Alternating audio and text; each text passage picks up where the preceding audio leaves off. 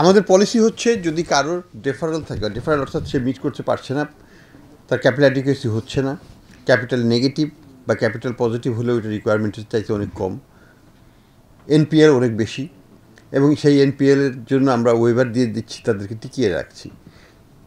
এই সিচুয়েশনে এই অর্থটা তাদের যে লাভ হবে, অপারেশনাল প্রফিটটা হবে, অপারেটিং প্রফিট, সেটা ওই ব্যাংকেই রাখতে হবে ডিপোজিটরদের স্বার্থে।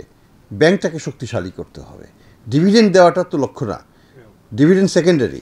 ব্যাংক বাঁচানো হচ্ছে, জনগণের ডিপোজিটরের স্বার্থ রক্ষা করা হচ্ছে প্রাইমারি অবজেক্টিভ।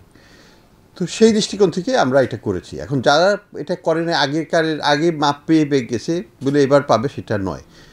আমার ব্যাংকের ডিপোজিটরের টাকা আমি লস করছি আর আমি ডিভিডেন্ড দিয়ে দিব, সরকারকে ট্যাক্স দিয়ে দিচ্ছি,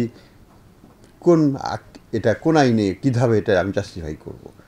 আগে তো আমাকে ডিপোজিটরের স্বার্থ রক্ষা করতে হবে। কাজেই আমি যদি আমার এনপিএল কাভার করতে না পারি, যতদিন পর্যন্ত না পারি, এটা যদি 3 বছর লাগে, 3 বছর দিতে পারবে না তারা ডিভিডেন্ড, তাদের কাভার করতে হবে।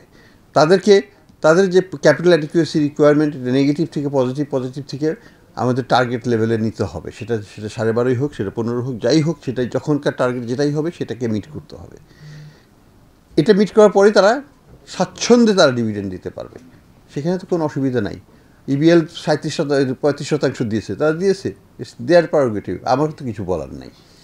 আপনি রোজগার করেন, আমাদের রিকোয়ারমেন্ট মিট করেন, জনগণের ডিপোজিটরের স্বার্থ রক্ষা করেন, তারপরে লভ্যাংশ নেবেন, তার আগে নয়।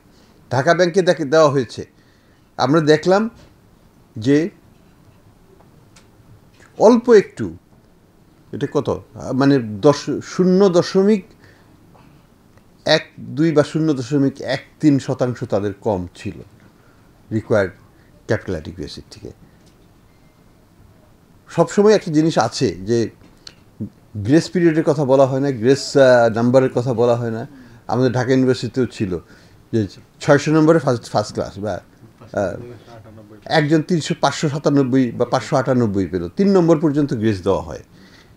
তো আমরা ওই পলিসিটাতেই যে ঠিক আছে, একটা কোম্পানি একেবারেই কাছে, তাদেরকে আমরা বলে দিলাম আগামী বছর কিন্তু দেব না, কিন্তু এই বছর অনলি বাই 0.13 তাকে আমরা ডিপ্রাইভ করতে চাইছিলাম না, সেই কারণে দেওয়া হয়েছে।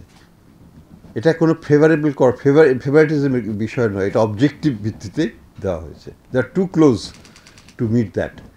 এবং তাদেরকে যদি আমরা না দিই, they will be very disheartened and ঠিক আছে, আগামী বছর তো আর দিচ্ছি না, বলে দিচ্ছি তোমরা খুব কাছে আছো, আগামী বছর অবশ্যই এটা ওভারকাম করে পুরোপুরি মিট করে আরও বেশি টার্গেট আমরা তাদের কাছে আশা করছি।